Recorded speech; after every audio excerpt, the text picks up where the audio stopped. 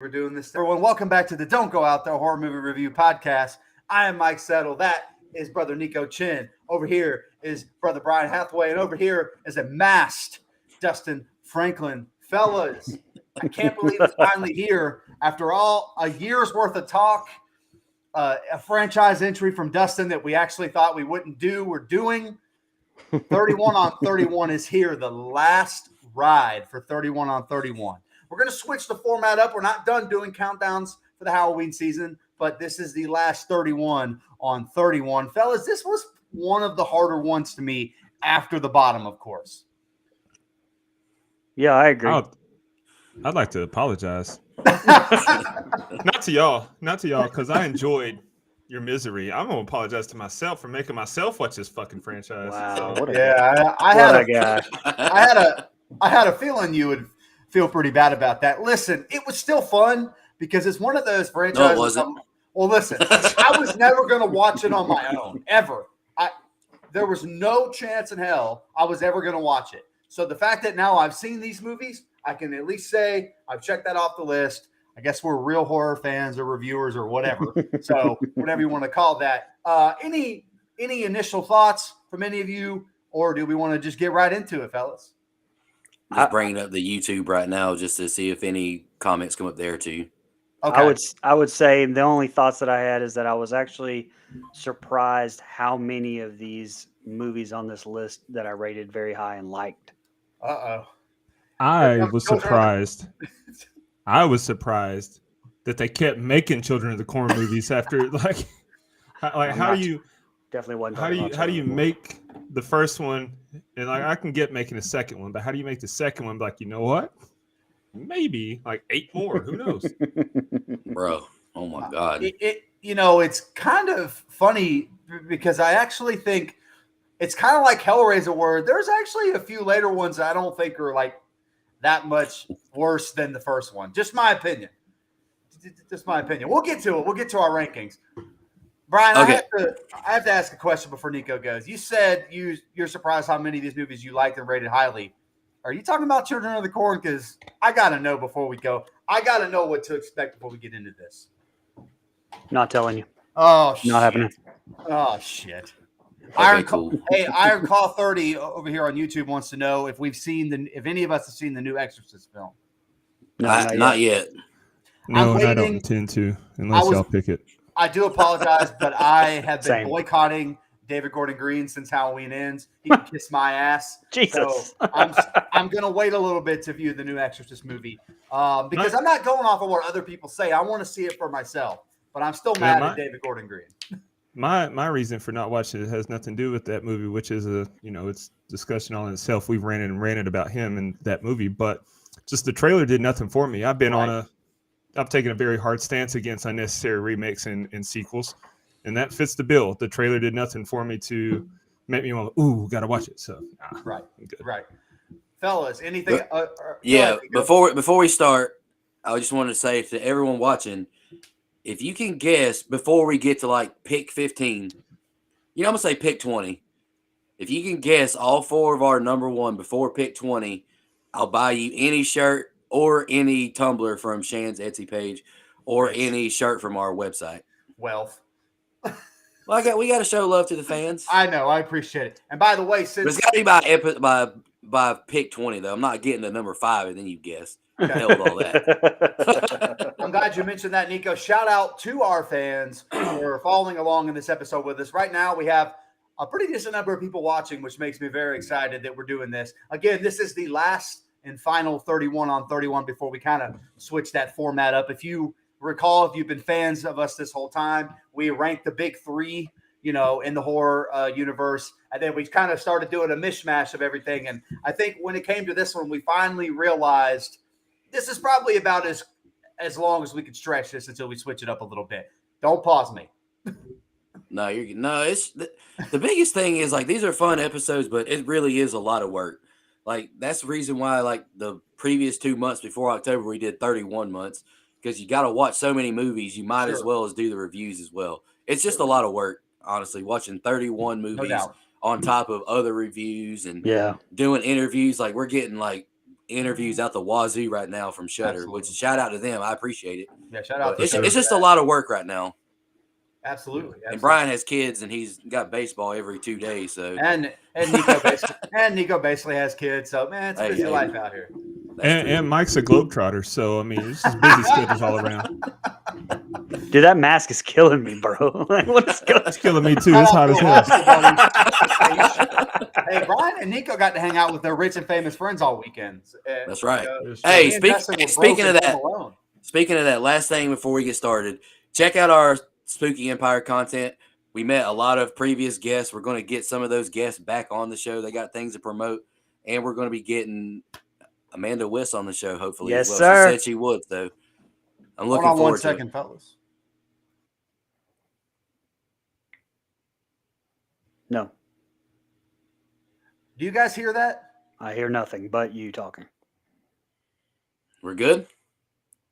All right, let's kick off with number 31. And I'm just going to preface this, audience, for everyone watching, listening back on the podcast. 31 through about 20 is just a bunch of hot mess. And you could honestly rank any of these joints anywhere, and I really wouldn't care because I'm not a fan of this Children of the Corn franchise. 31 for me is Children of the Corn Runaway. I gave brief description just because me and Brian were talking about this on the way to Spooky. All of these movies kind of run together, and you kind of forget like what the hell's going on. But 31 for me is Runaway. I just wrote the movie is horrible, borderline unwatchable.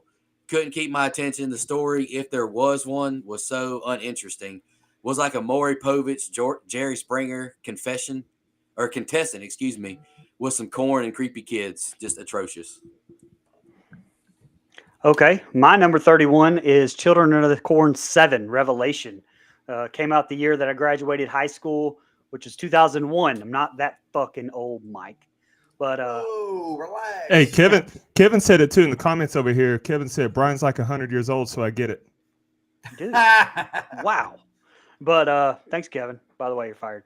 I hated this movie. It just doesn't feel like a Children of the Corn movie to me. Like the atmosphere of this movie it's on point, like, but it just doesn't ever feel like a horror movie, much less Children of the Corn flick. So it comes in last for me.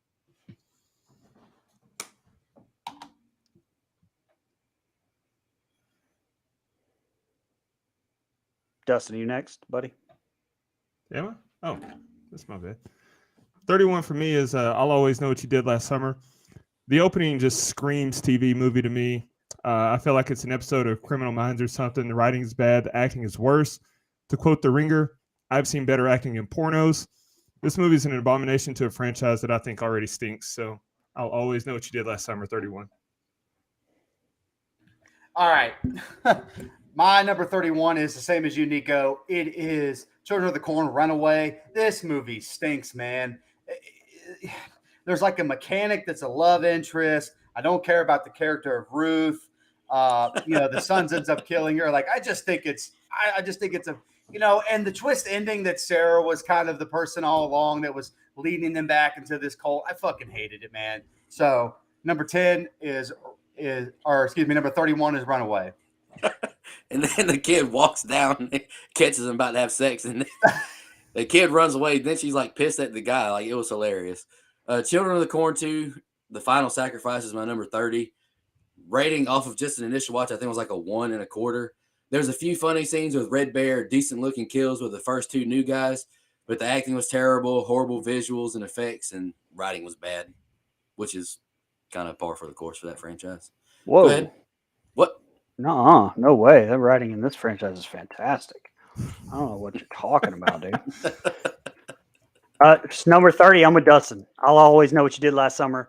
I like the name of this movie. That's about it. Like, they got the title right, at least. Looking at you, Scream 5 and Halloween 2018.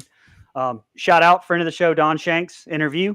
Don'tGoOutThere.com. But this was just a direct-to-video cash grab, using, like we talk about all the time, an IP that built a little bit of a following, but they didn't want to pay Jennifer Love Hewitt or Freddie Prinze to come back. Growing up with the other two, this one just disappointed me greatly. So fuck this movie. 30 for me is Children of the Corn Revelation. Boring, cheaply made. It's like a film student made it in 1 week of school and only cast the people that were in the room with him at the time.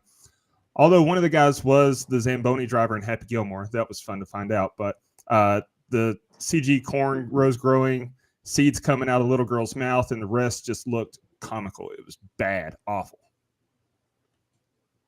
If anybody on the show is surprised that Mike got kicked off, we aren't.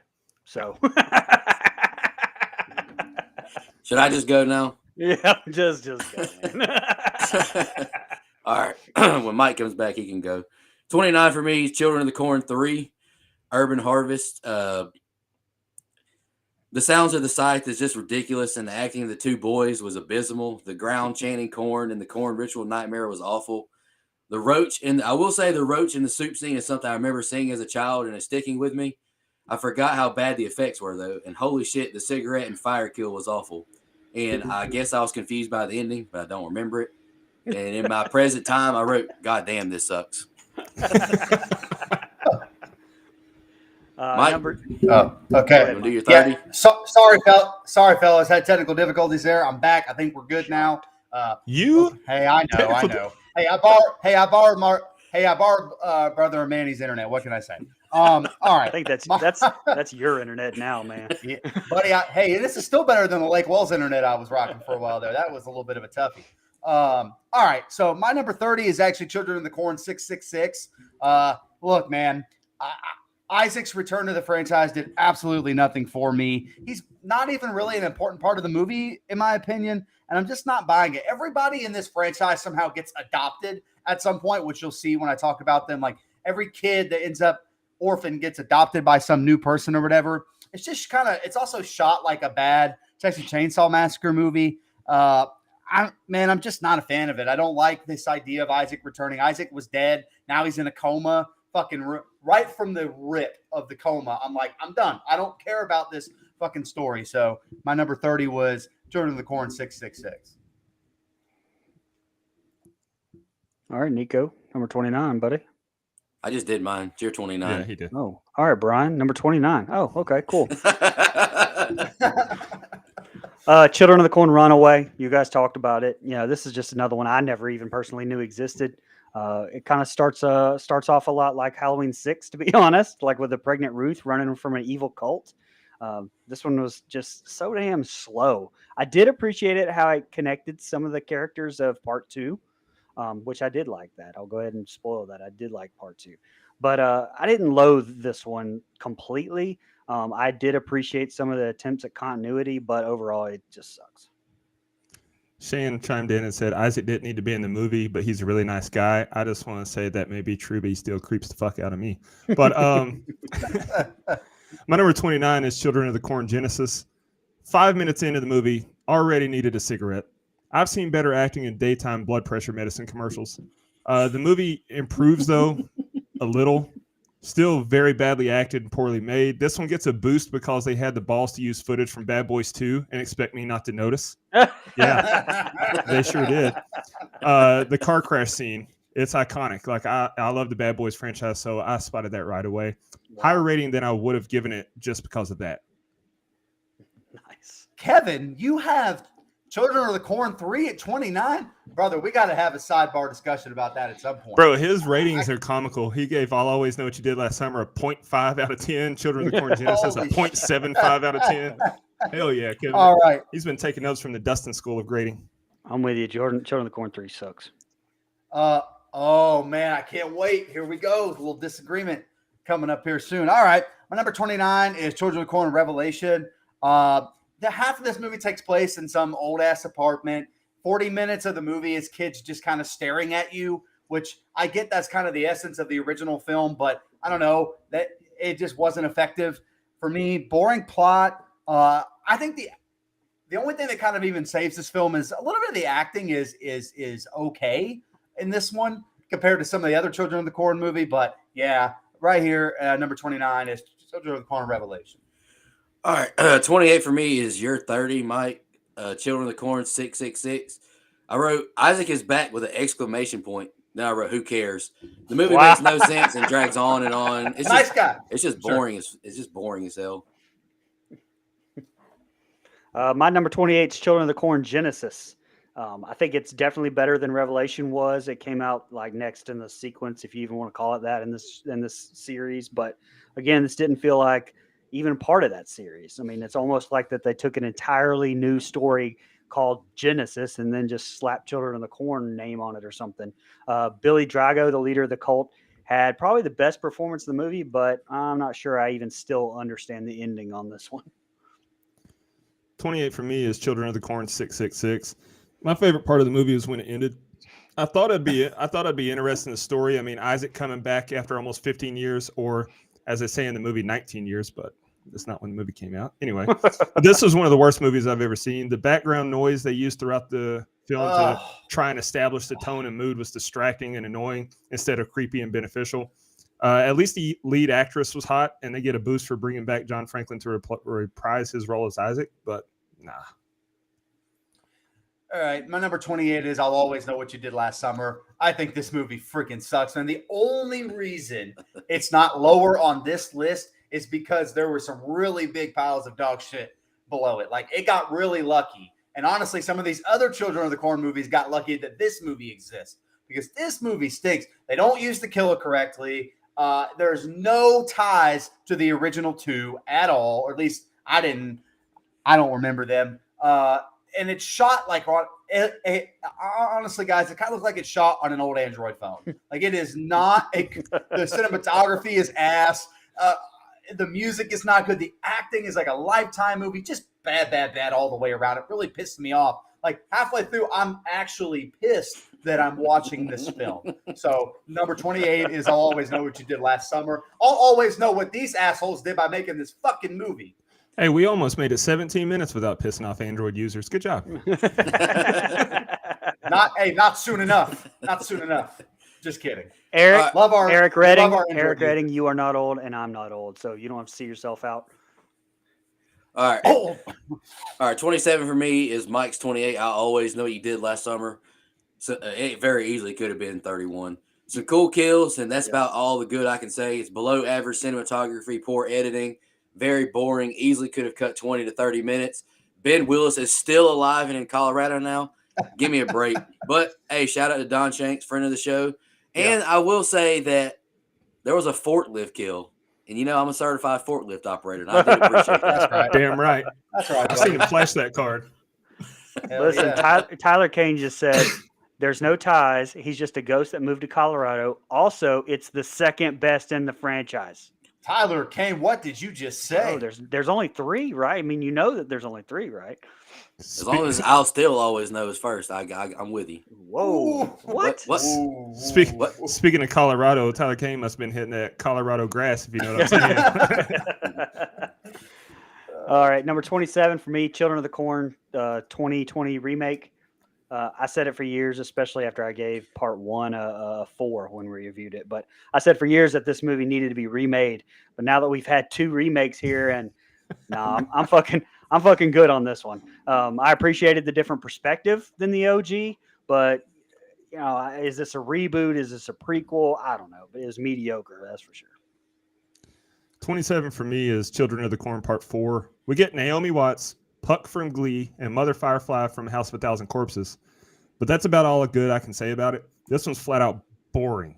It had a low budget feel that makes an hour and a half feel like a marathon.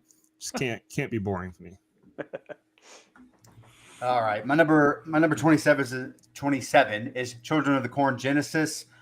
Look, man, this movie kind of starts out with my interest, I think, where I like this couple. They have decent on-screen chemistry. Like, you know, they're not totally unlikable characters, but then we get into this town and this old man is rambling.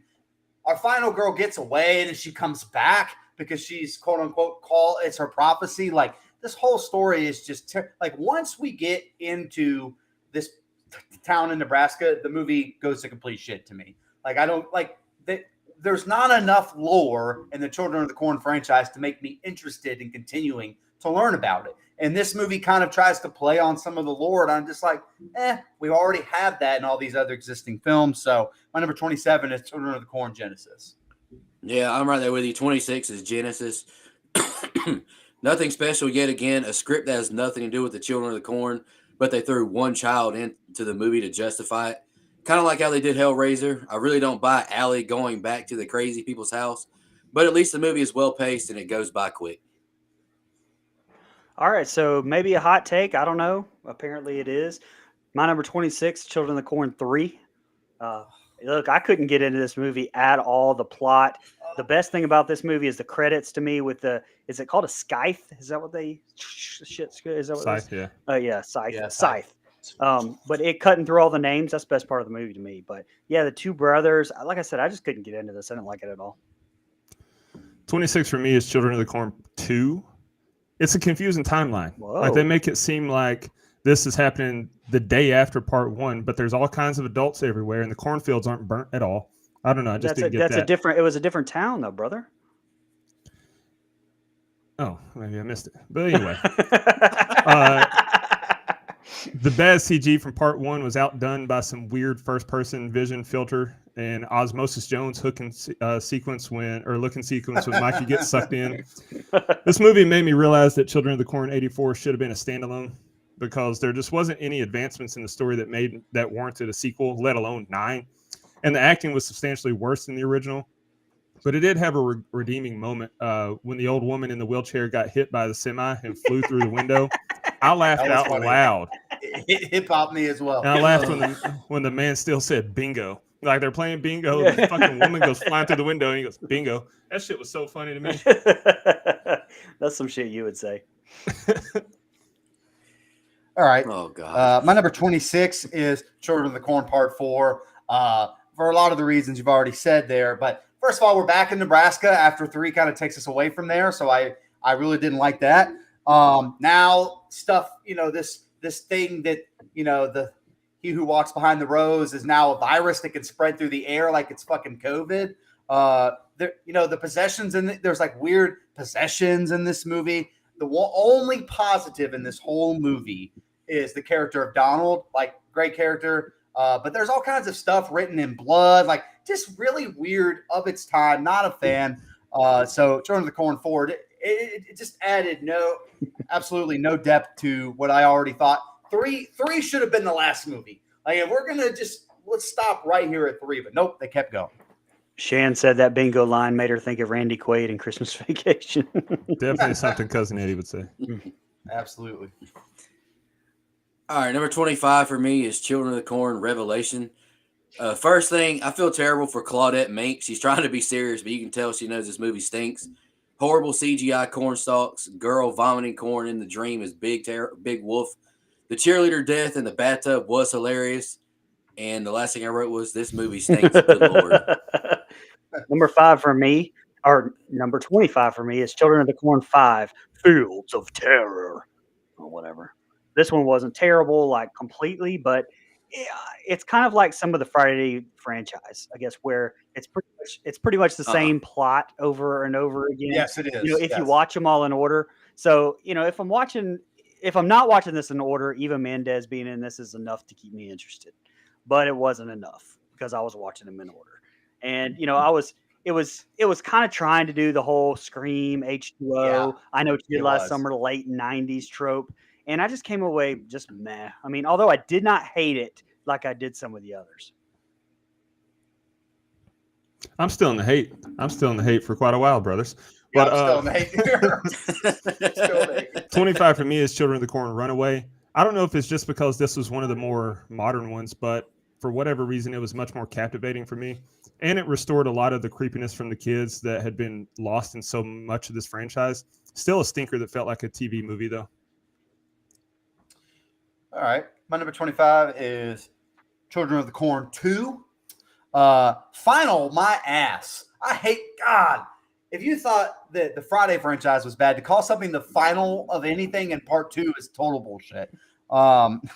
Look, kids are in foster care, and I'm not buying this news reporter storyline here.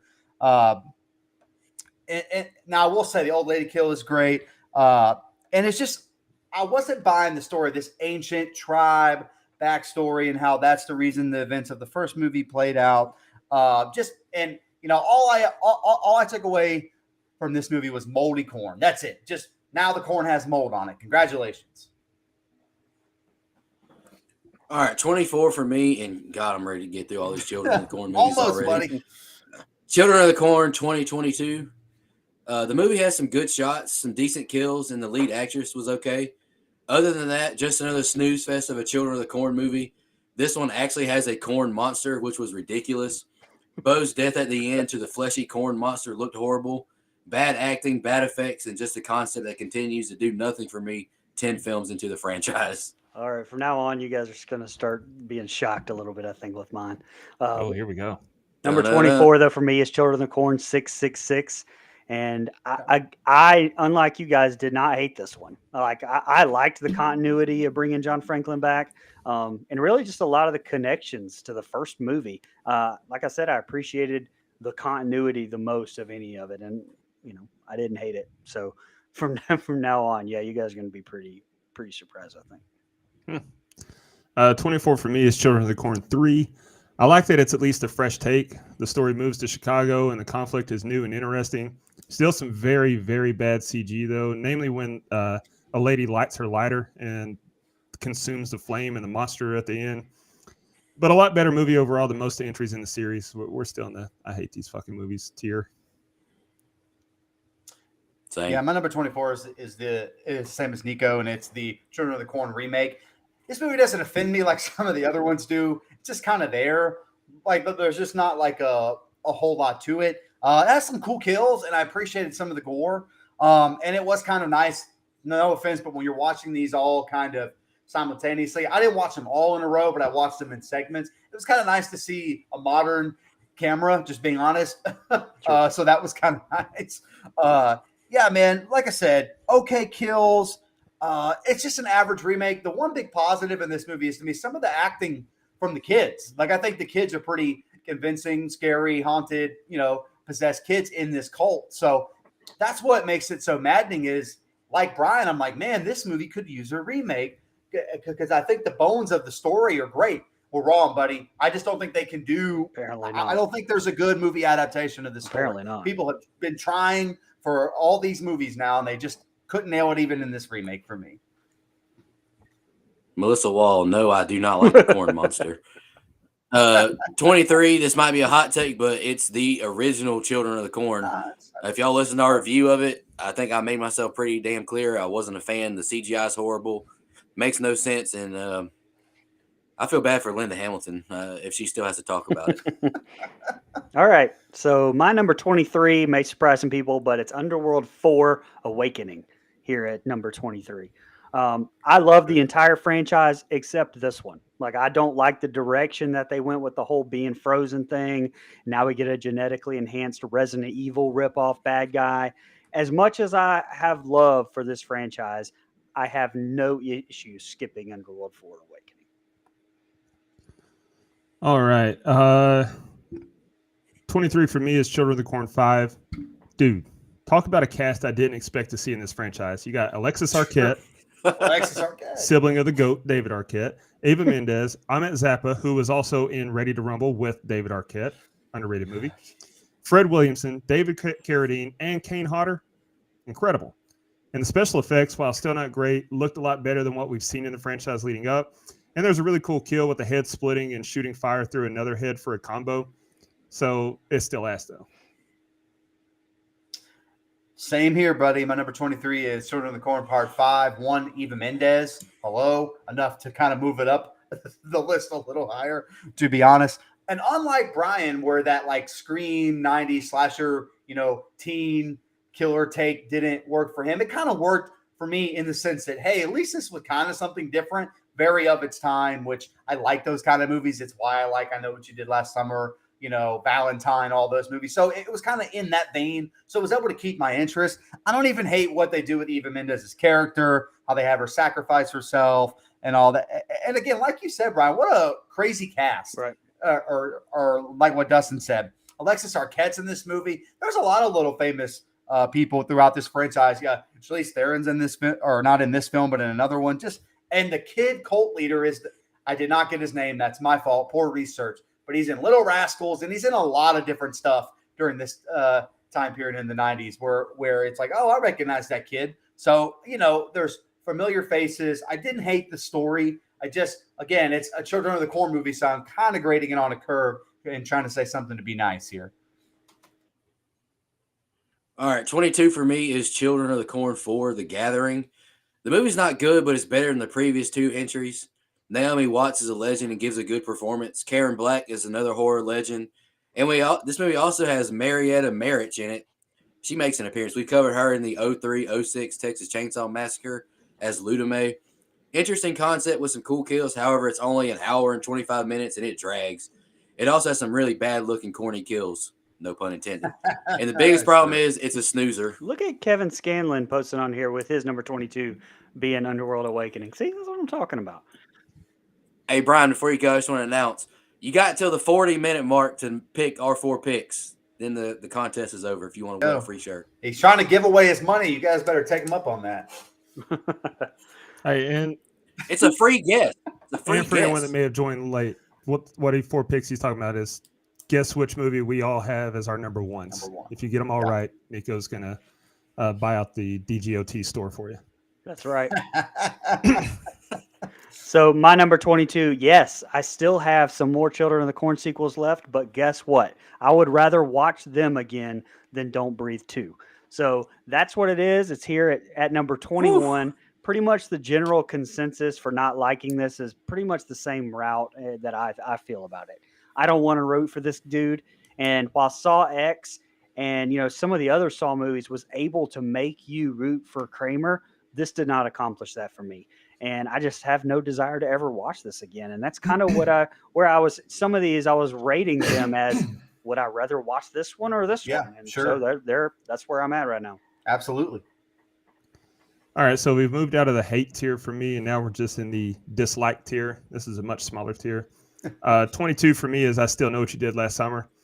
Look, I love Jennifer Love Hewitt, but this movie stinks. Her performance is shockingly bad. I'm not saying because number one, pal. I'm not saying she's an Oscar-winning actress, but she was bad in this movie. I thought the original was very mediocre at best, and the more you milk the story dry, the worse it gets. The supporting cast is at least good with Mekhi Phifer, Bill Cobbs, John Hawkes, and the great Jack Black. But that's almost all I can say positive about the movie. All I know is that if Brandy had a car, they'd be safe. She just run Ben Willis over. Oh, damn. Somebody's going to clip that. Don't worry. All right. I'm okay, Brian and Kevin. I was with you, just not as early as you guys. My number 21 is Underworld Awakening. And part of the reason is because this is the first movie in the Underworld franchise to me where there's 3. Like, I love the first 3 because there's lore. They build. They kind of explain what's happening and what's going on and why the werewolves and vampires are battling each other. In Awakening, it's like, let's put Kate Beckinsale in a sexy outfit and everybody just fight the whole movie. That's what I got from Underworld Awakening. And I'm just not a fan. Like, it's unfortunate because I think Brian's going to give me some dap at the end of this thing when how high the top 3 in the franchise are for me. But this movie just was the first one. I was like, man, they did the thing where you make a sequel that I think was just completely unnecessary. But to be fair, Mike, on paper, that recipe sounds like a recipe for success. Kate Beckinsale in a tight, sexy outfit and fighting like that. If you just put that in front of me, I'm tuned in. It's not the least entertaining film of all time, but it's kind of boring. Like, to be fair, it's kind of boring. I feel like it's a boring film.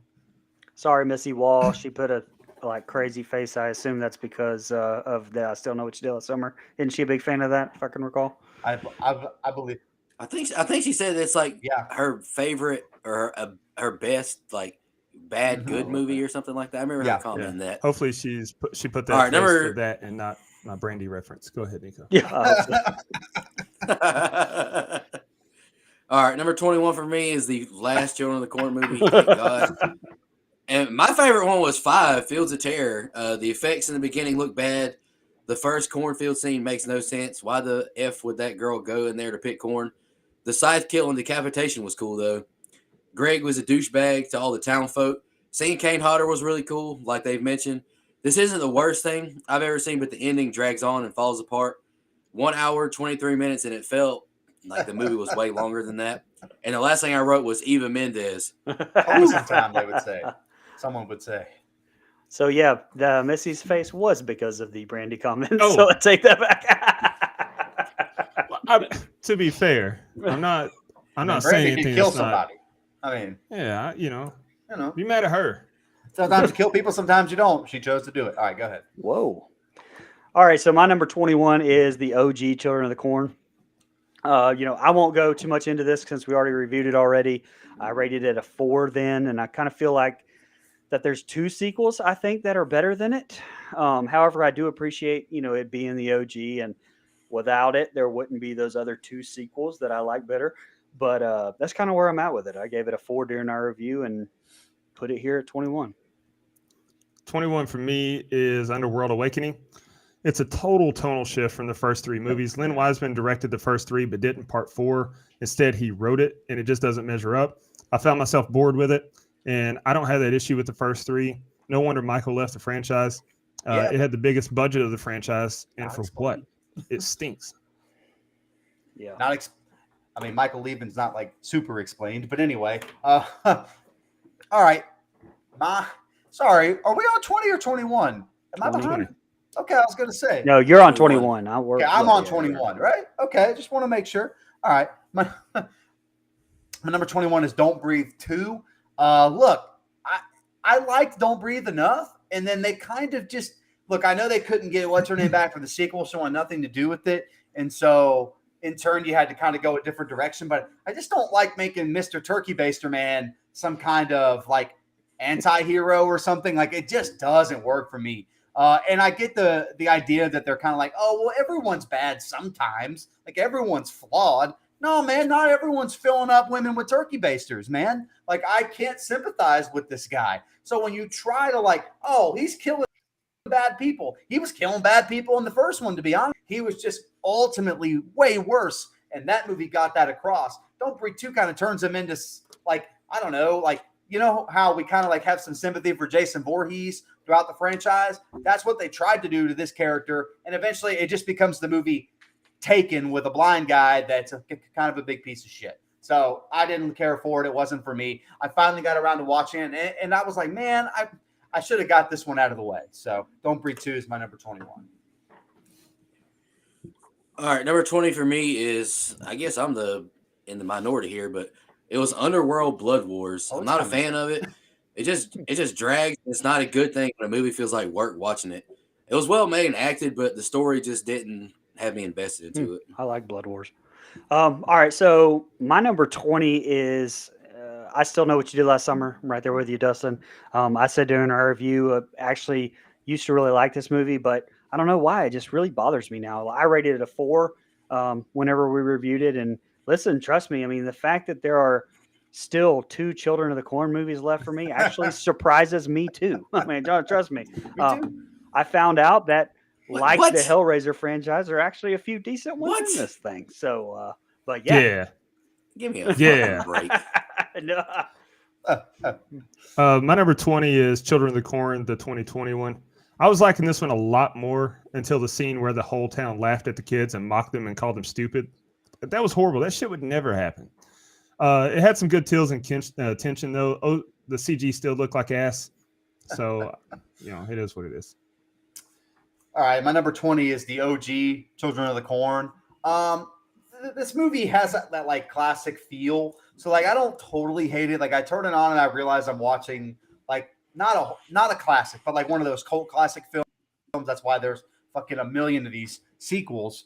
But like so I do appreciate it for what it is.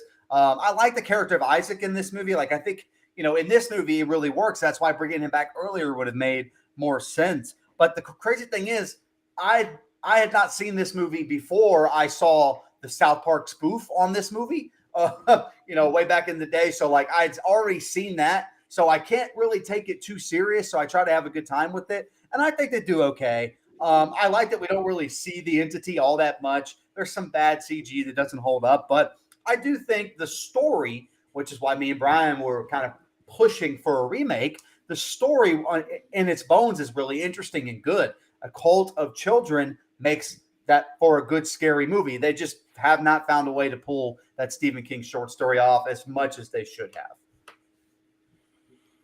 All right, number 19 for me is going to be a hot take, but it's the first Purge.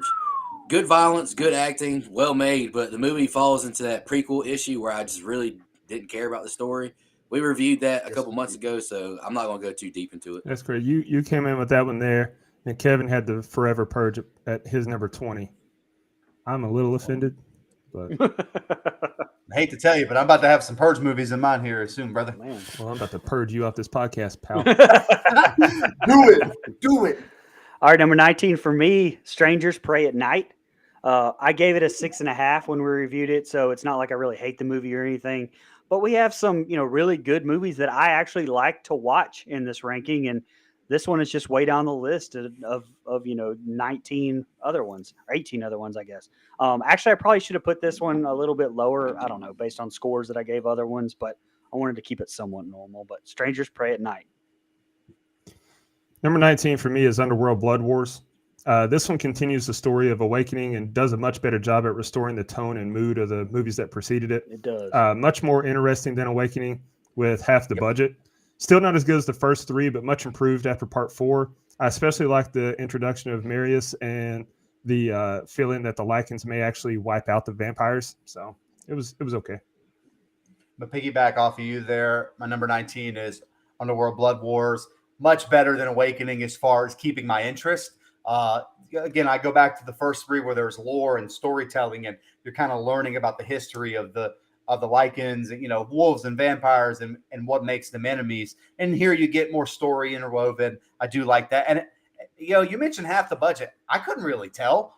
Like, I thought it shot really well. I thought everything looked sleek, like an Underworld movie. That bluish. Well, look, I mean, when you throw that bluish hue on it, it kind of looks like all the other ones. So I thought it holds up pretty well. I personally couldn't tell, but maybe I wasn't looking for it. So it's fine. Like, it's an okay follow-up. I wish had come before Awakening, honestly.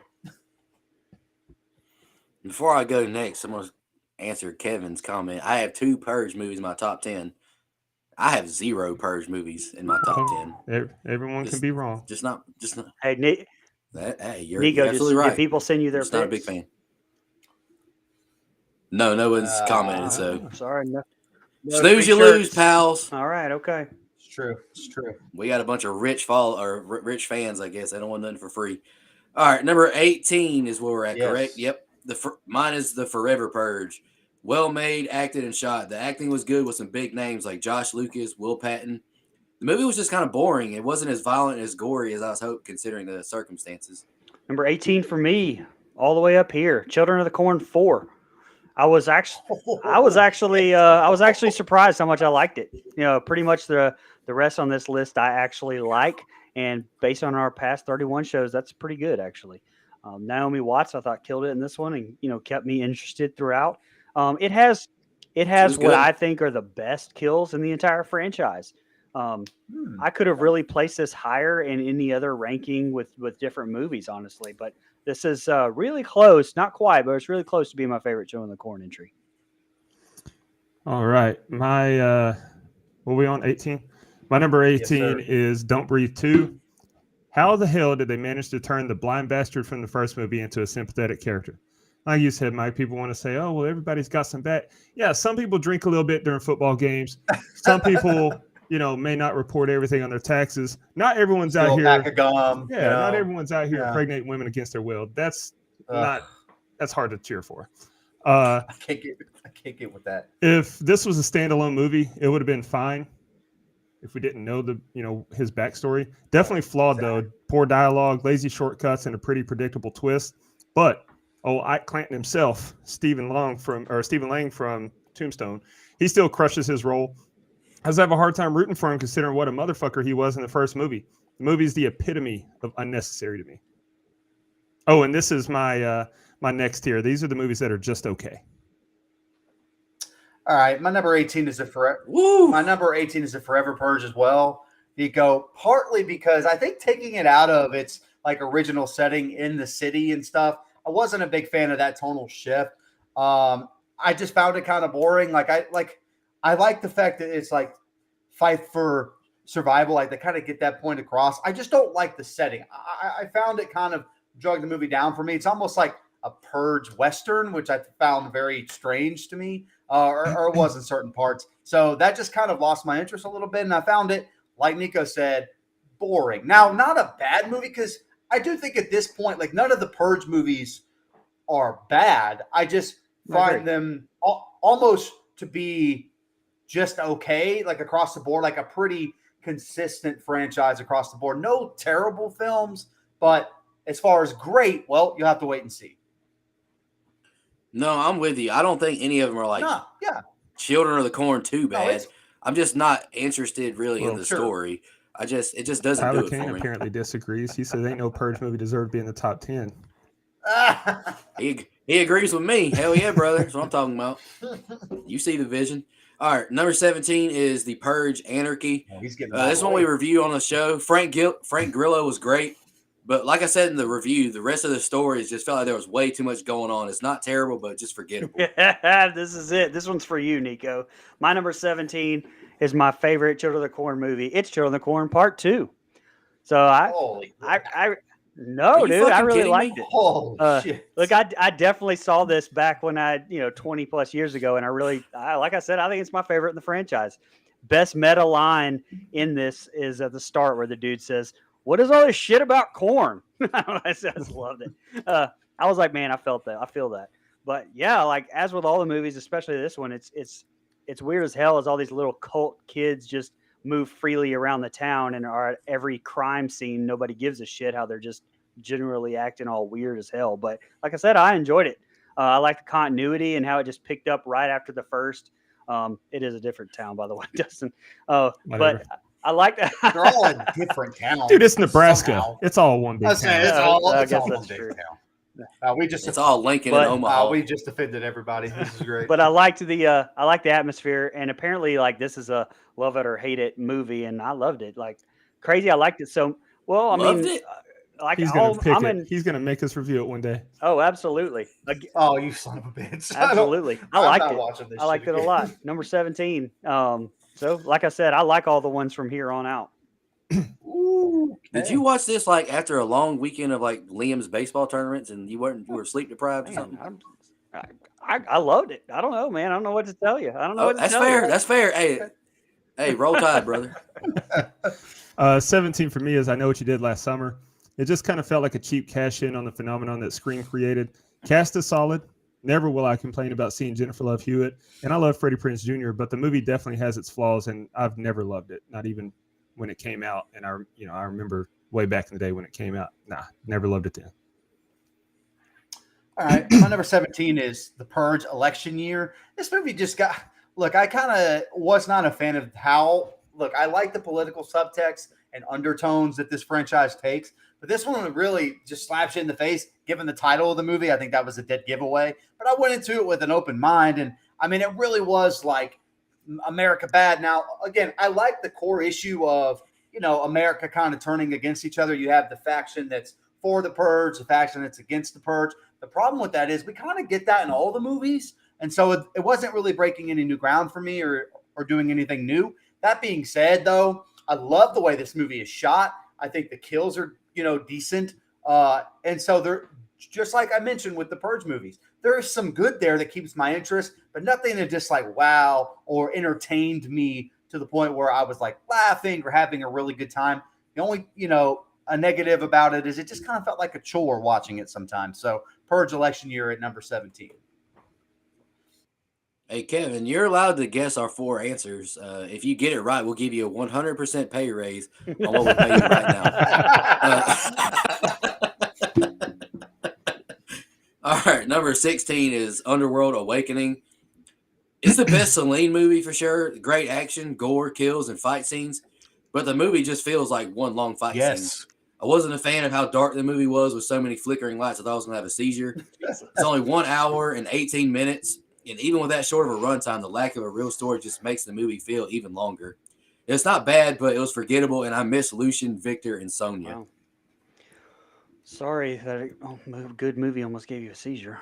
Number 16 for me is The Forever Purge, Purge 5. And I know a lot of people don't like this one, but I don't mind it at all. I mean, yeah, it's at the bottom of the Purge franchise, but like Mike said earlier, I don't think there's a bad Purge movie in this franchise. Josh Lucas, I think plays pretty much an asshole, but he does a great job Yeah. at it. I mean, Yeah. Will Patton was awesome in this one. I enjoyed him. I really like how DeMonico really continues to open up this world and explore different aspects of it, and it doesn't get boring to me. So I'm actually looking forward to the next one. 16 for me is Underworld Evolution. Not nearly as good as the first one. I think the pacing was better in it, and it was less predictable. This one didn't have any of the real twists or anything. It was pretty straightforward. I didn't dislike it, though, but the poor CGI and the fact that I felt some scenes drug on and unnecessarily too long kept it this low. All right. My number 16 is the first Purge, which we reviewed recently. Again, good movie. I'm getting some of the Purge ones out of the way because I think there's kind of a line for me in this franchise. Well, yeah, they're all kind of consistent, but I think there's like a point where I'm like, these are just like the other ones. And then there's some ones that stand out. The first Purge, I just wasn't invested in the characters like I was hoping for. And I do know that a lot of people think that's a character strong movie, and that's great.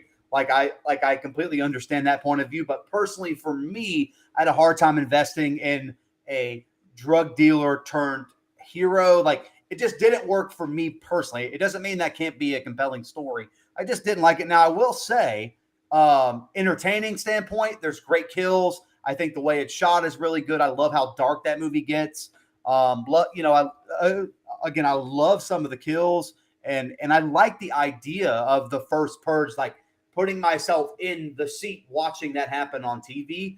Like I mentioned in our review, it terrifies the shit out of me. So it's realistic in that way, but for me, it just kind of dips off when I'm not super invested into the story, but not a bad movie by any means. And it's going to surprise you where I have that one. Hey, I still have one Children of the Corn movie left. Just throwing that out there. Yes, you do. That's right. All right, number 15 for me is Don't Breathe 2. This movie is tough to rate. Stephen Lang is incredible. Madeline Grace, she gives one of the best child acting performances I've ever seen. But like all of you have mentioned that have picked this one already, it's so hard to root for Lang when he was such an evil person in the previous film. It's like, the movie's not terrible per se. It's just he's not someone you can root for, so it's kind of hard to like it. You know what I'm saying? So that's number 15 for me. But shout out to Madeline Grace, though. What a damn performance! My man Nico's over here trying to pull a Lou Temple. Brother, you can drink some water. No,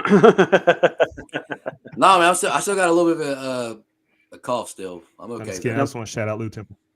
Lou Temple is the GOAT. Shout out to him. Speaking of the GOAT, he's going to be coming back on the show too, bud. All right, good. I get to do my impression of him to him now. I had to weed eat Mo all day when he was on last time. So now I get to kind of lock in and do him to him. That's going to be great. Yeah, make Cat do the mowing. That was crazy. Well, this was my job. I know. All right, number 15 for me. First time hitting this franchise, Fear Street 1666.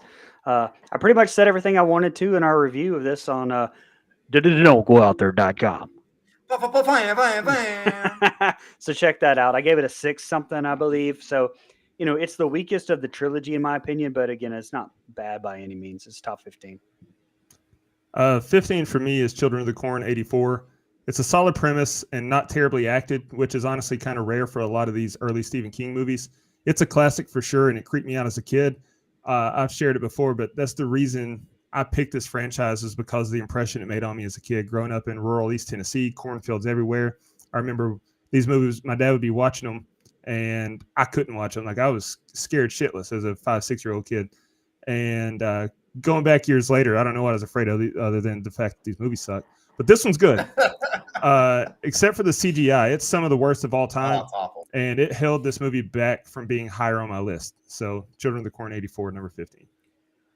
All right, my number 15 and final Children of the Corn movie is Children of the Corn Part 3. I can't believe I'm alone in this. I had so much fun watching this movie. Like, I can't even really pinpoint why, but I think majorly because I love the character of Eli. Like, I think it's a character that works. An evil little kid. He's witty. There's some humor in there. That face split kill is insanely cool. Like, I love the way that kill looked. And I like the change of location, like out of this cornfield in the middle of Nebraska. No offense to anybody there. I'm just saying, but like, I just like that it's so different.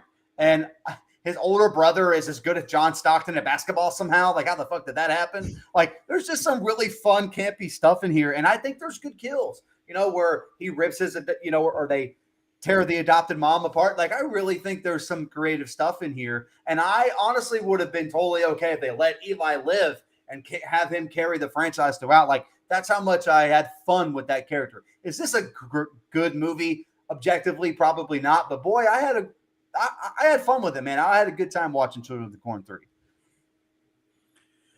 All right, number 14 for me is I Know What You Did Last Summer. The movie, we reviewed this already. It's definitely watchable, rewatchable. But when you like critique it, there's just a lot of things that just bother me. Like I've mentioned before, Sarah Michelle Gellar not running into the damn parade. How there's blue crabs all in the trunk in 1 second, then the next second they're all gone. Just kind of average at best acting.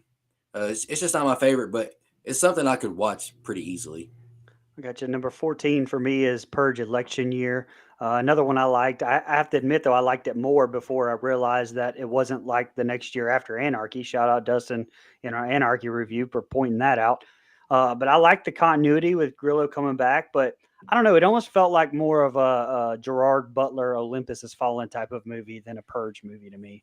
And I love those movies, by the way, so it doesn't bother me. But if I had to give it a negative while I'm ranking the franchise, I would say that. But not a bad movie at all. Again, I like it. All right, we're entering a new tier on my list. These are the hey, that's pretty good tier. Number 14. Kevin, you're wrong. It's not my favorite movie. It's Fear Street Part 1, 1994. It's an enjoyable movie on surface level, but I feel like it drags on in parts. There's also some flawed logic throughout and a lot of stuff that just didn't hit for me. It's not bad, but I like the other two in the trilogy more. All right. My number 14 is I Still Know What You Did Last Summer. It's not a perfect movie by any means. It's a good little slasher. We reviewed this movie, so I don't have like a ton of thoughts, but I will say this movie is this high because it's fucking funny. Like, there's just objectively funny stuff in this movie. And I kind of criticize the humor because in the flow of the movie, it's not what I wanted. But when I'm ranking these movies out and talked about my entertainment, like how likely am I to rewatch this movie over some of the other ones? That's why it's so high. Jack Black is in this movie, which makes, that's going to raise it up a few points because he's fucking hilarious in this movie. Totally odd placement as this like white Jamaican stoner that makes no sense. What the setting of this movie makes no sense. How they get to paradise, this, all the stuff, the roundabout way we got to the Fisherman Killer Man is really dumb, but it's so dumb that I have a decent time with it. So number 14 is I Still Know What You Did Last Summer. All right, lucky number 13 is a movie we've already reviewed, Underworld Evolution.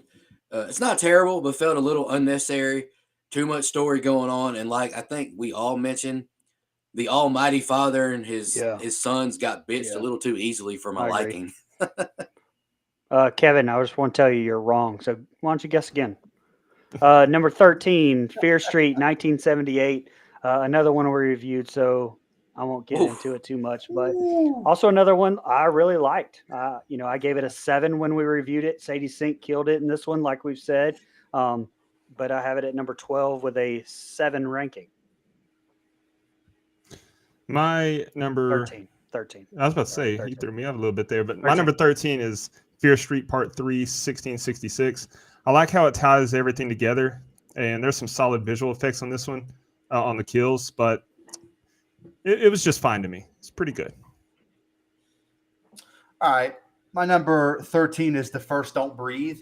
Like, I feel like this is a good movie. Hey, I mean, and it's not, I feel like 13 is a pretty high number in my opinion. I do like that it takes the kind of home invasion idea and turns it on its head. And you at first you're kind of rooting for this old blind man, and then whoa, pause, as Brother Nico would say, we're not rooting for this man because he impregnates people with a turkey baster. So like we are not rooting for that guy, and that was a good twist. Now there's some like really, even for me, and you know how forgiving I am of leaps in logic. I'm an antithesis of Brother Dustin, who's gonna. If something doesn't make sense, that motherfucker's going to tell you. Damn right. I'm willing to skip over some of that stuff. Not in this movie, though. There is just some leaps in logic and dumb horror movie decision stuff that I can't stand. but it is a objectively good movie. I love the twist at the end. I just wish the last 10 minutes were a lot shorter because I feel like we stretched that movie out runtime wise for no reason. So number 13 is The First Don't Breathe. It's funny you said that, Mike, about how if something doesn't make sense, I'm going to call it out, given the fact that I also have a pro wrestling podcast and I'm a huge wrestling fan. But no, logic is okay. Trust me. Hey, I have thrown that at you before, and your answer was, well, that's different. It's different. It is different. All right, so 12 and 11 is the last two Purge movies, but I may change this ranking when we review this one. 12 for me is the Purge election year. Frank Grillo is back, and he's whooping ass. Decent movie. I enjoyed the storylines, but it's still nothing too new or refreshing. The guillotine kill was awesome, and so was the party in the USA scene. But the ending was kind of ridiculous how they didn't kill the senator. Like, that really made no sense. Yeah, for sure. My number 12 is Underworld Blood Wars. And, I know all the complaints people have about this one, but, after the dog shit one before this, I actually appreciated the ending of this, ending this franchise on a decent note. I guess what I'm trying to say. Even though you can tell the budget was cut a lot because of to me, the CG was pretty mid. But, personally, I enjoy this one. And for one, I am thankful that the end of the franchise was this one and not the one before it. That's very true. 12 for me is Fear Street Part 2, 1978. This is the most enjoyable one of the trilogy to me. And again, it's a fine trilogy, but I think it's definitely meant for a younger audience. So that's why they're not higher on the list. I don't think I'm who they're made for, which is confusing because this is what we grew up on. But it's like they're trying to pull on nostalgia from the R.L. Stein, but also at the same time attract a younger audience. So it just kind of missed a little bit for me. And Emily Rudd is fine as hell, so that helps. So Fear Street Part 2. All right. My number 12 is Underworld Evolution. I think this is a really good sequel and follow-up to the first one. I love the direction they take it. There's a love story here. I will say, as much as I like the lore between, werewolves and vampires, it's still werewolves and vampires, which will never just completely grab my interest as far as a movie, an idea for a movie goes. But I think they do a really good job kind of building on the first one. I think it's a solid sequel, and I still don't think it's quite as good as the original, but I do like some of the direction they take it for sure. All right, number 11 for me is The Purge. It's got some really cool scenes in it. I love the mask, looking into the peephole or the cameras or whatever. Ethan Hawke, the goat, he's great. The goat. But I can't remember all my nitpicks I had, but just the fact that kid let the guy in just kind of was like, yeah, and I'm just not a huge fan of all the Purge movies, but the first Purge, not the first Purge, the first Purge is number 11. Confusing. Number 11 for me is Underworld Evolution. We reviewed this one on the show as well. I gave it a 7. I don't mind it as well, but I mean, I definitely had some issues I didn't care for. I won't spend so much time on that one since we did an hour plus review on it either. So I'll just say, and Underworld Evolution here. 11 for me is The Strangers Pray at Night. This one suffers from what I complain about a lot. Doesn't live up to the first one and may have been rushed into production just for the sake of making a movie and cashing in on the initial success. It still had its redeeming qualities, though, and I did enjoy it. The setting and atmosphere were great, but I have major issues with Luke's apprehensiveness to use a gun when someone's trying to kill him. And I don't know how Dickhead at the end survived the burning truck, and we didn't need that final scare at the hospital, so that kept it outside the top 10. Same here, brother. Number 11 is The Strangers Pray at Night. I've talked about prequels a ton here, or not prequels, follow-up sequels that I think are unnecessary. We all have. And the problem with this movie is it doesn't even go into the original, in any way, shape, or form. The only holdover is those masks and the characters that are being portrayed as a completely new story. And look, sometimes when you get a franchise that goes a million years, you kind of call for that, just fresh blood, anything you can get. But as a direct follow-up all these years later, it didn't hit for me. There's some good stuff. Love the way it's shot. Love how it's all at night, very dark. And the kills are great. The gore is great. The music is great. I love all that. But for whatever reason, I just found myself not wanting to watch this movie. And that's not a knock. It's still entertaining. We reviewed it an hour plus, so I'll shut the hell up now. But I agree with you. The biggest negative to me, Dustin, is that final jump scare. it completely ruined it for me in the sense that, like, man, if you would just cut it off as she's walking away, like that would have been perfect. We have a good ending. Nope, we got to get this hospital scene. I just didn't understand that filmmaking decision. Agreed. Got the missing singer from Kiss over in here now. You don't? You mean you don't have any whistling buttholes? Oh, Jesus. All right, number 10, the movie I'm definitely the highest on out of us. We just reviewed it a couple months ago. I still know what you did last summer. Is it objectively bad? Yes, but it's hilarious. I had a great time watching it. I laughed my ass off. Jack Black was great, but shout out to the GOAT, man. Tyrell, Mekhi Phifer. That dude was exponentially horny throughout. He must have been on all kinds of TRT. TRT, Viagra, the Rhino pills from the gas station. My man's on a Blue Rhino 5000. It was hilarious. Hey, he's on horny goat weed and Argimax, which I sell at my job. I won't get into that. But I enjoy that movie. It's funny. It's a good time. All right, number 10 for me, top 10. Don't Breathe. The next few movies here, I mean, we reviewed on the show. And I gave them all 8s, crazy enough. So these next few will be pretty interchangeable. Like I said on the show, this is tense. This tense atmosphere is what won me over with this film. So top 10 for me. All right, it's my final tier. I'm gonna call this tier. Hell yeah, brother, turn that up. Hell yeah. Turn it up, Hell yeah, bro. Number 10 for me is I want to take this time. This is a good time to bring this up. Tyler Kane. All the Purge movies are in my top 10. Yeah, the Purge let's Anarchy. The Purge Anarchy number 10. I love them all. Some good kills in this one, and it makes you think about what you do in this situation because it could happen in theory. This one's my least favorite, though, because just some of the nitpicks and how convenient it was that Carmela just happened to show up at that exact building. His storyline in general is one of my biggest complaints about the movie. Oops, sorry, I lost my place here. My number 10, fucking 10, is Underworld, Rise of the Lycans. What? Nothing. Well, you think that's low? Yeah, he does.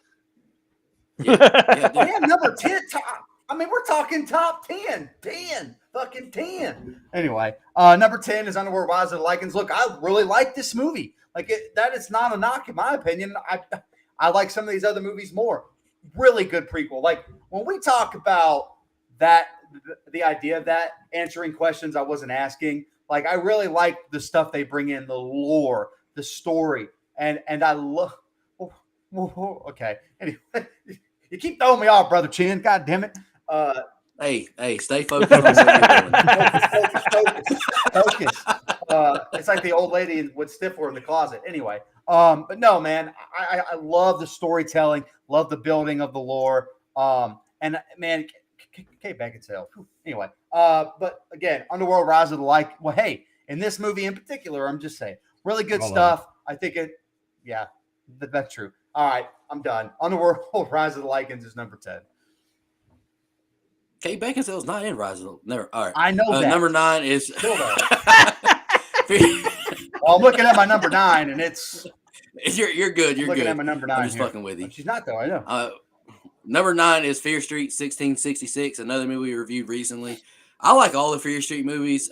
66 was one of my favorites until you get back to the mall. I really love that the timepiece when you're back in the 1600s with the witch, and I like those kind of movies. I'm a big fan of the witch, but it just falls apart for me once it gets to the mall. Vavitch. You like the Vavitch? Shout out to A24. Great filmmaker. Yeah. Let's shout them Thanks. out. Fantastic. Great. Love them. Hey. Number 9 for me is I Know What You Did Last Summer, the OG. I was definitely highest on the show, giving this one an 8 also way back then. It's a nostalgic pull for me, but it definitely does have some issues. I mean, shout out Muse Watson for coming on the show. Listen to his interview at don'tgooutthere.com. I think I like that one the best. That's my favorite ring jingle. But I have a It's got a good range. But I had a lot of love for this one. It's one of my Kevin Williamson loves for sure. When you what does he have? When you do that though, Brian, you just kind of sound like me talking in normal everyday talk. When you like stutter on one letter right there, you got to be real careful here, Bubba. Damn, son. I don't even want to laugh at that. Damn. Fuck you, Brian. Stutter Stanley. Sorry. Leonard Stanley. Number 9 for me is Underworld. Vampires versus Werewolves is an all-time great classic beef. From Underworld to Twilight, can't go wrong. Kate Beckinsale is fantastic, and they crush the atmosphere. I love the blue hues and the way they shot it. It's a great start to the franchise. This fucking guy. All right. I want to hear Mike do the jingle. No. Don't go out there. Okay. Anyway, my number 9 is I Know What You Did Last Summer, the OG. Again, we reviewed this. So I don't have a ton, but Jennifer Love Hewitt, just in this movie, she's much better than she is in the sequel. I actually really like the story that we get here. I like this idea of like trying to keep the secret, and it's kind of eating at them in all different ways. And I like the killer. Like I like the idea of the like fisherman hook being a weapon. Like there's a lot that I like here, but in times and places, it does feel like just a movie of its time. So like when you go back and watch it, some of that stuff just kind of feels like a Scream ripoff, which I'm sure it's not necessarily trying to do, but you can't really help it when it's written by the same guy. So like there's definitely some crossover there, but I still really enjoy it. That's why it's so high. Number 9 is I Know What You Did Last Summer. All right, number 8 is The Strangers Pray at Night. It's top 8, but I mean, I still only gave the movie a 6.75. It's not elite by any means. Just 30% of what we ranked wasn't good. So, but I enjoy just seeing all of our killers again. And like Dustin mentioned, though, like Luke not being able to shoot him is just ridiculous. I absolutely hated that shit. And Sackhead being like invincible at the end is just ridiculous as well. But I still enjoy the movie. You got Martin Henderson, Christina Hendricks. I'm a big fan of theirs. Number 8 for me is Fear Street 1994. This one and I Know What You Did Last Summer, I went really back and forth with, and I'm still not sure why I settled on this one and being higher but I did rate it at an 8.5 when we reviewed it. I'd probably retroactively give it an 8 now based on the scores on this list, but it's definitely my favorite of the 3 of the trilogy. I liked it a lot. Number 8 for me is The Purge election year. I like the angle they took with this one, having a politician being targeted, and we get some great suspense with Sarge trying to protect her. I'm looking forward to reviewing this one in depth with y'all one day. All right. Absolutely. My number 8 is Fear Street 1666. It's my least favorite of the franchise, but that's no knock against it. Like I really like this trilogy. We talked about it. We reviewed this movie, and my biggest complaint at the time was they tried to slam 2 movies into one. That's still a knock for me, but I'm so invested in the story, it doesn't take away from the movie so much. I'm with Nico here though, where I like the 1666 part way more than I do when they returned to 1994, and I think that kind of drags the movie down a little bit. Where I just felt like they were trying to do too much. Should have just stuck in 1666. I feel like that's a very interesting story. It's kind of shot like The Bitch, as we talked about, that old, old English style or whatever you want to call it. I really like that. But then they kind of get away from it. So it's my least favorite of this trilogy, but I still really enjoy it here at number 8. Yeah, and if you go back to our 66 review, we all went in a big discussion about how to kind of fix that trilogy and how it was. You could definitely fix it. Number 7 is Underworld. I really enjoyed watching that movie. Kate Beckinsale was great. I'm a big fan of Scott Speedman. He's going to make another appearance later on in in my rankings. You got Lucian. What's his name? Victor. You got all my favorites in it. I'm a fan of Underworld. So I got number 7. Number 7 for me is the OG Purge. Again, I also gave this one an 8 whenever we reviewed it. It's groundbreaking. I love the claustrophobia from being just inside the house, but also setting up this world that, like I said, I've loved exploring in all of the sequels. This one, petrified my wife, and I drug her to see the second one in the theater again, but I couldn't get her to watch anymore in the theater. But the OG Purge for me. Number 7 for me is The Forever Purge. It's another great change of scenery. I think the franchise nails it in that regard. It's hard to get bored with it when they keep changing locations and dynamics. Mike, you mentioned how you just kind of didn't buy it because it felt like a Western Purge, but I like seeing that. I like seeing how the Purge affects different dynamics because, for some people, that's their life. Not everybody lives in a city or in the woods. Absolutely. So it's kind of cool to see that. Also, it's a great wrinkle of, thinking about what would happen when the Purgers decide that 24 hours isn't enough to exorcise their demons. Yep. All right, my number 7 is the original Purge, not the first Purge, not to be confused here. The original Purge. Ethan Hawke is great, and I love this single location setting that we get inside the house, which I've talked about on the show a million times. Where I like where it can kind of stick to one place. Obviously, it depends on the movie, but I like the fact that we're in this house the majority of the time. You kind of feel like you're in the house with them, and we talked about that movie forever, so I don't really want to babble on here. But I like the acting, and again, I get back to what I like about the Purge franchise, which is just the idea of having the Purge. It's very interesting and fascinating to me. I like putting yourself in that place. Like, wow, this actually could happen. Like, that is terrifying to me, more terrifying than half the shit that we cover on the show. So I again, groundbreaking, love it for what it is. It's right here at number 7. All right, number 6 is Fear Street 94. I like this movie a lot more when we reviewed it at the beginning of the year. Reviewed this back in January. What a fun time for Netflix. Back to back weeks. Awesome. I really enjoy the movie. The opening scene with Maya Hawke, incredible. Shout out to Dustin's goat, Ethan Hawke, his daughter. She did a great job. I wish she needs to be in a Scream movie. Put her in the Scream movie. I like to see her be in the opening kill, maybe. But I enjoy 94. It's fun, and yeah. Yeah, sorry, Tyler Kane. My top 10 has a bunch of these in there too. The Purge Anarchy is my number 6. It's my second favorite in the franchise. I gave it an 8 also when we reviewed it. I really appreciated, how it opened up the world, like I said, starting with this one, and especially that scene in the apartment when the sister kills the other one for cheating. Great moment, great scene, great flick. I love it. My number 6 is Underworld: Rise of the Lycans. I could have done without seeing a baby dick in the open, but it was cool seeing the story of how seeing Lucian's rise and how the Lycans come to be. And I think the CG was much better in this one than in Evolution. It's my favorite in the franchise, which is crazy because Kate Beckinsale isn't even in it. I didn't think I'd hear the word baby dick on this episode, but here we are. Brother, it's unavoidable. Chris Hansen wanted to have a unavoidable. Chris Hansen wanted to have a word with these filmmakers. We're gonna get strikes for that. Can't wait. Well, this is the last one. Yeah, so. I said, you go out swinging, fellas. Go out swinging. Like, never mind. Anyway, I'm not gonna. Number 6. Oh, sorry, my bad. Number. This is where you do the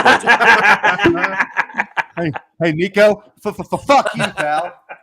Rich ass out here buying shirts for people. Anyway, my number. God damn it.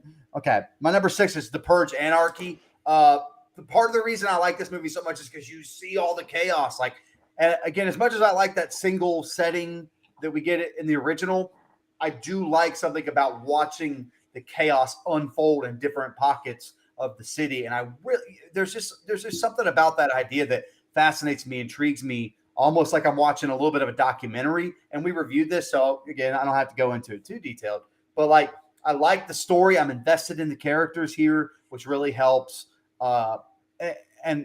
Just a really good Purge flick, my favorite in the franchise. And I go back and forth between this one and the first. Like, I think they're pretty damn equal. But as of today, which, as you guys know, I'm flip-flopping like a Florida man in summer over here. It could change tomorrow. But for right now, it's Purge Anarchy is my number 6. All right, top 5 is the movies that I think are really good. Number 5 for me is Don't Breathe. Really enjoy this movie. Probably one of the most atmospherically tense movies I've ever seen, ever. Like, it was like, shit's crazy. Stephen Lang does a fantastic job as the blind man. So does Jane Levy. She's great. This movie definitely does have a little, one of the biggest twists ever that, we've all touched about the turkey baster. That shit's wild. But I enjoy the movie. I think it's great. Top 5, baby. I'm going to go with Strangers here. The last in this little cluster that I gave an 8. But also one of the most disturbing films when I first watched it. I mean, that atmosphere, it felt so real. Liv Tyler was just so damn good in it. The ending is what really stuck with me, which, I talked about on the pod. Number 5 for me is Don't Breathe. One of the most atmospherically tense. I'm sorry, I just wanted to repeat. But no, it's funny. Peek behind the curtain. I did share my list with Nico. He's the only one that has seen it, and I thought about changing it because I had 3 of his movies in the top 5, and he didn't let me sneak that by. So yeah, number 5 is Don't Breathe. I enjoyed it. It has its flaws, but it's definitely worth watching. I think the suspense is great. The twist that the blind man isn't just an innocent loner was great. I do think they should have had an easier time escaping, though. He's blind. The whole movie could have been about 20 minutes long if they would have just the movie should have been about 20 minutes long in real life if they just barricaded him in his room while he was asleep. Lock him in, take your time around that bitch, and get out. But it was solid overall. The sequel was just so unnecessary. All right, my number 4 is Fear Street number 5, correct? Sorry. My number 5 is Fear Street 1994. Look, we reviewed this movie in the beginning of the year, and I keep going back and forth on this movie, like how much I actually like it, or are there certain aspects of it that I just really love, and certain aspects where I'm like, eh. But for me, it is a very 90s inspired slasher film, and I get enjoyment out of that. I love the skeleton face killer. Shout out to, it's like a subtle nod to the Scream franchise. I love the opening scene in the mall. I think it's great. And I love the soundtrack. I like the characters. I like, Sunnyside and Shay, all the good and evil. It's very basic, but I really like that that's the route that we go. I just really enjoy the franchise. I think it's really good. And so number 5 is Fear Street 1994. All right, number 4 for me is Fear Street 1978. If you listen to our top women in horror, I had Sadie Sink very high. I'm a big fan of hers. She's my favorite character in Stranger Things now. She did a great job as Ziggy, and I love the camp atmosphere. I love the killers in it. Tom, I think his name's Thomas, the masked guy with the axe. I have a great time with Fear Street 70. It's definitely my favorite of that trilogy, and it's a movie that I could pop on anytime. It could also be like a fine little standalone too, honestly. Absolutely. My number 4, and I actually had a lot of issues with these top 4 here. Any day of the week, I think I could pick these next 4 as number 1 on the list, honestly. But I'm going to go with the OG Underworld here. I gave it an 8.75 when we reviewed it. I'd probably not change that. I mean, there are obviously a lot of Matrix vibes in this one, but I love the world setting up. It does, and it's definitely my second favorite in the franchise. Number 4 for me is You're Next. It's a great home invasion movie with some great kills. It gave us a badass final girl in Aaron. I never watched it until we reviewed it a few months ago, and I'm glad I did. It's definitely worth watching, going in my rewatch rotation. Yeah, my number 4 is the original Underworld. I never would have thought, and shout out to Brian, because first of all, never would have watched this franchise without him picking it. Just going to be honest with you, because werewolves and vampires do nothing for me. However, I love the storytelling in this movie, and I think they do a really good job of like that. Are they human? Are they werewolf? Are they vampire? Like, I really like the mystique that this first one has. And again, like I said, I like the plot, and I like where we get to eventually. Now we have a little bit of a human hybrid in Michael, and like I really just like this first movie. I liked it way more than I ever expected to. So shout out to Brother Brian for turning me on to the Underworld franchise. Not turning me on. I had to finish my sentence. I had to finish my. Whoa! I finished my sentence. Crazy. You know what? Just because the other two got it, fuck you, Dustin. Just the way you said it was crazy. It was crazy. It's crazy. It's crazy. Hey, Shan, I'll address your comment after we wrap up the 31. Sure. Number 3 for me, I'm going to piggyback right off what Mike was talking about. I'm not a big fan of like vampires or werewolves either. But number 3 for me, by God, is Underworld Rise of the Lycans. Was the first Underworld movie I watched over a decade ago, possibly even like 15 years ago. I loved it then, and I still do. Lucian and Victor are the 2 most interesting characters, and it was all about them. I loved them. And Sonia, she was fantastic. I can't remember what her name is. Rona Mitra. She actually, friend of the show, Rona Mitra. Yeah, I love Underworld Rise of the Lycans, and I can't wait to review that one down the road. Again, top 3. This could be my number 1 on any occasion, and I'm going to go with the first Purge here. The third in the franchise. We reviewed this one as well. I gave it an 8.75. It's my favorite in the whole Purge franchise. And when I first watched it, it took all of my expectations and really just flipped them on its head for what I was going to get, what I expected. And I was so happy with that. It continues to be my favorite. My number 3 is The Strangers. It's an all-time great horror movie. I wish I'd been a part of the show when y'all reviewed it because it's one of, if not the best home invasion movie. Just so unnerving seeing this couple get tormented and stalked, almost enough to make me lock the doors at night. Almost. So you said, "Mama ain't raised no bitch." That's what he said. Aura018 has a comment right here. Join late, so might have missed. We keep doing the Halloween lives, but just something else, not 31 rankings. Yes, we will still have a Halloween live show. Brian reminded me. So what we're going to be doing starting next year is we're going to list 13. Our rankings will be 13 things. We're not really quite sure where we're going to take that, what direction, if it's going to be movies, franchises, characters, whatever, but we will have a ranking show. It's just going to be 13 on 31, which is just as cool, in my opinion, as far as the name of it goes. So A24 movies up first. Oh, shit. That's going to take just as long as watching all 31 of these movies. Well, you got a point there. Hey, we got an A24 movie coming up soon, boys. Can't wait. All 4 hours of Brian is afraid to watch Boat Was Afraid. I am. Yeah, he is. So Me Especially when you said I was going to give it a negative rating. Yeah. Probably like a negative 6. Oh, can't wait. Pause alert. I'm not looking forward to it because how long it is. Anyway, my number. So many other ways you could have phrased that. Yeah, but I didn't want to. That was crazy. Fuck all three of you. Anyway, that's crazy in itself. I know. My number 3 is You're Next. I love this movie. What a cool home invasion movie. Much different than I expected it to be. We get one of the best final girls of all time in Aaron, which Dustin already mentioned. The kills are great. The story is great. And man, it does such a great job with suspense and tension. Someone walks into a quiet room and you were almost in that quiet ass room with them. I love the way it uses sound, which I said over and over and over again on our review. So my apologies, but I just love the way it did that. And I love the ending where, there was no back and forth. She just killed that motherfucker. And I loved that about Aaron. Great character. Great movie. One of my favorite movies we've done on the show in a long time. And honestly, retroactively, I probably would rate it higher because rewatching it for this made me like it even more. Yeah, number 2 is You're Next for me. I love the movie. It's one that gets better, and it's like Trick or Treat for me. It gets better and better with each rewatch. Aaron, Sharni Vinson, the most badass final girl of all time. Some amazing kills. A lot of razzle dazzle. Some Barbara Crampton, a future friend of the show. She's going to be on our show soon if they get this damn strike figured out. I love that movie. It's one of the best home invasion movies ever. There's just one ahead of it that has a little bit more nostalgia for me that's beat it out. Whoa. That was crazy. That was crazy.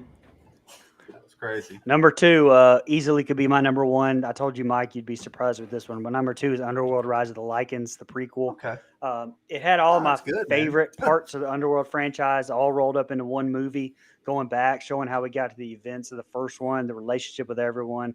Michael Sheen was great, Bill Nye, and like we mentioned earlier, a friend of the show, Rona Mitra, who we hope to have on once this SAG strike is over with. I love this movie. Dude, Michael Sheen as Lucian, so damn good. I love that character. Number 2 for me is the first Purge. I love getting the backstory of the origin of the Purge and the change in location. It was a great shift that showed how other neighborhoods handled the Purge, and I like the subtext of showing how the government controls and manipulates situations. Also, Lex Scott Davis, check your DMs. You wanted to make sure no one else was around? Maybe nobody had an audience watching or what, man? Good thing we aren't live. Hey. I thought Mama ain't raised no bitch. Anyway. We just caught you on 360p. Yeah, we did.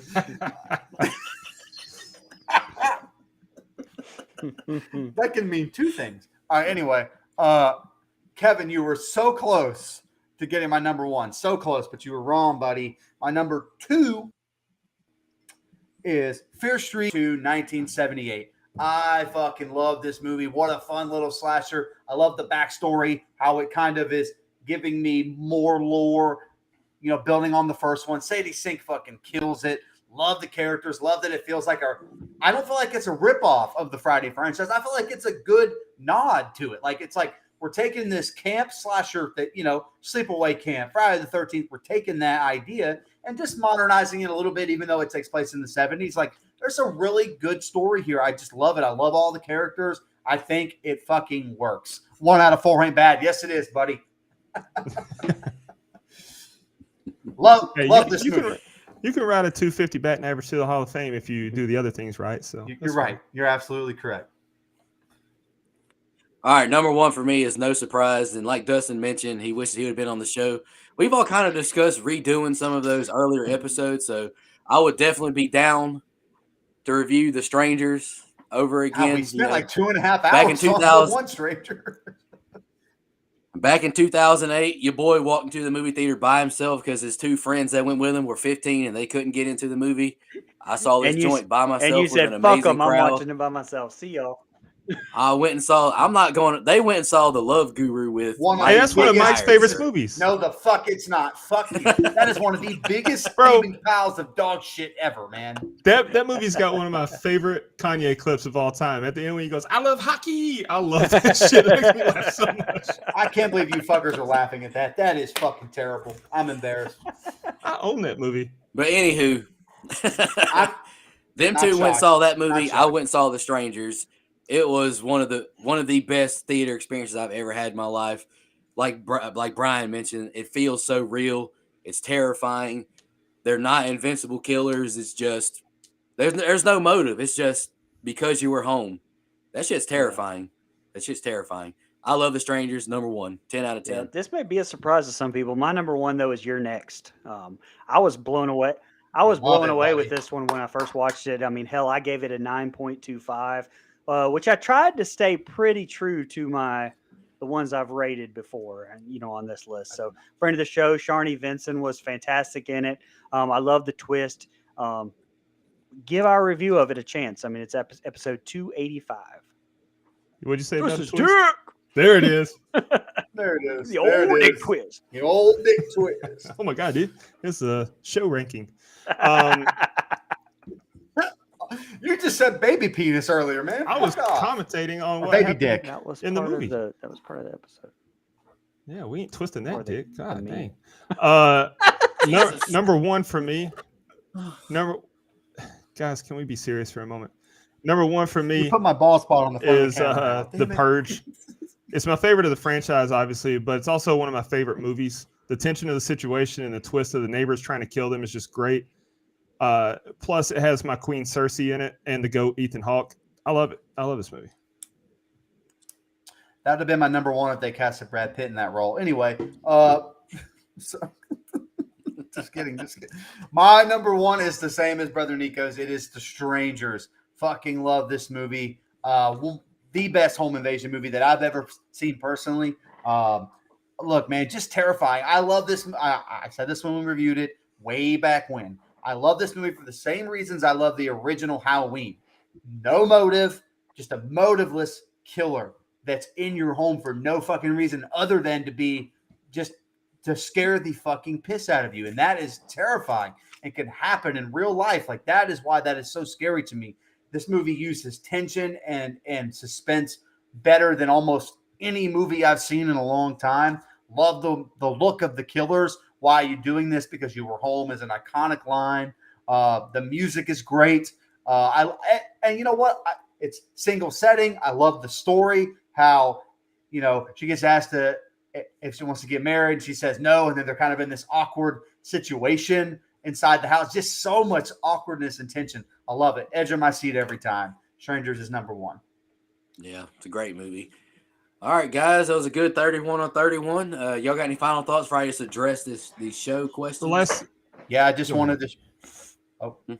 I just wanted to shout out Brother Brian because when I ranked this 31 through 1, I knew I wasn't going to stick to any of my original scores because, quite frankly, I have CTE and I didn't remember any of my. Well, I'm glad you said that. I'm glad you said that because what I was going to say is due to my CTE, which has been well documented, I repeated some stuff. I went and found the notes that I'd saved from the ones we reviewed, and I copied them and pasted. And so if you heard something. You're like, I think I've heard him say that exact thing before. Mind your fucking business, man. Some of us can't remember shit. That's it. Hey, Melissa Wall. Is this the song you're talking about? We're getting copyright strike. Sorry. Oh, yeah, Yeah, my turn that bad. shit off. Turn that shit off. This is the Oh, yeah, I forgot. YouTubes. Whoops, my bad. They don't play around. They don't. But Hey, anywho, hey, that was fair use. We're good. yeah. It's not Hopefully. fair. All right, let's address this show thing. We've all discussed, doing shows as well. And me and Dustin were like texting each other just, by ourselves. And we're going to do another podcast, a part of this network. I know Brian is super busy, so if Brian can't make an episode, or Mike, you can't because you're working or calling volleyball games, I don't want y'all to feel bad. But me and Dustin are definitely going to do this. We're going to do something called the Don't Go Out There Horror Movie Show podcast, not horror movie podcast. So we're going to do a separate podcast altogether from this. We're going to be reviewing seasons of shows, just like, I don't know, maybe like an episode or two of a season per week, just give us some so we can knock out some shows as well, because doing them in addition to the movies all on one podcast just seems too clustered, I feel like. Don't worry. It's the first I'm hearing ahead, of Mike. this too, Melissa. No, it's not. No, it's not. I was gonna say no. I make a suggestion. I feel like you guys should call it the Don't Go Out There Horror Picture Show. It's right there. It's right there. Anyway. Yeah. So what Nico and I were texting about was I brought up maybe doing the Scream show or the Chucky show, because Chucky's still ongoing, and then I'd mentioned American Horror Story before. I mentioned like Midnight Mass and some of those miniseries on Netflix. Yeah, and I've picked Hill House and all that. So it's just kind of one of those things we've been Stranger Things. talking I know about. Dustin's excited for that. Yeah, Stranger Things. Yay. But it's one of those things we've been talking about, and it's like it's a daunting task. I mean, when you got 10 episodes a season, sometimes more, sometimes maybe a couple less, but like, how are you going to do that in one show? So Nico floated some ideas out there, and so that's what we're going to do. I will be on as often as I can. Whoa. But whoa. Whoa. That wasn't bad. Come on, that's Space Jam Michael Jordan reach, pal. Come on. You just it's a pause warning. I'm throwing the flag back on your face. Fuck that flag. Challenge flag. I'm throwing a challenge flag on this.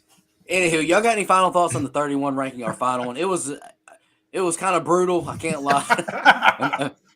Imagine trying to do Children of the Corn and Hellraiser all together. No. I will. I found this in my notes earlier. We could do 31 again, and here's the franchises. So I want you guys to think about this before we make this final. These total up to 31 movies. So we got Leprechaun has 8 films in the franchise. Resident Evil, there's 6. Evil Dead, there's 5. Poltergeist, there's 4. The Exorcist, there's 6. And Terrifier, there's 2. That's 31. I'm game if y'all are. No, I'm not game. Hold on. I know horror movie franchises call their thing the final chapter and don't actually make it the final chapter, but I feel like we should actually final chapter this thing. You guys just aren't open-minded. You lost me with Poltergeist. And I'm not gonna lie though, Dustin. I'm down if you are. Hell yeah. Imagine me shitting on Leprechaun for an hour. That sounds fun. First of all, I can't tell you how many times that's the worst episode I've heard. That's the worst episode we've ever done because me and Dustin were drunk going back and forth with each other. Any final thoughts, guys, before we get out of here? I just want to thank all our fans for watching, interacting with us, asking us questions. Really appreciate it. I just want to give a big shout out to everyone that watched and played along tonight. That was great. We love getting to do these once a year. Facts. Okay. Kevin Scanlon said OG Evil Dead is wildly overrated. We'll address that at some point. We'll review. But we did. I've already done it. Sorry. My bad. I have CTE too. Anyway. But no, I really enjoy doing these live shows. I think they're fun, on the fly, on the cuff. I'm a big fan of it. So I appreciate everyone that followed along and commented. And obviously you'll be able to go back and listen, but won't quite be the same as a live experience. But we just want to say thank you very much. Absolutely. Brian, any final thoughts? Dustin, final thoughts? Nah, just, let Scott Davis check your DMs. All right, guys. Thank y'all for listening. Mike, go ahead and end the episode. Check the budget. What's the budget? The budget for this was actually $14.99 because that's how much Restream costs. We'll catch you next time. Don't go out there.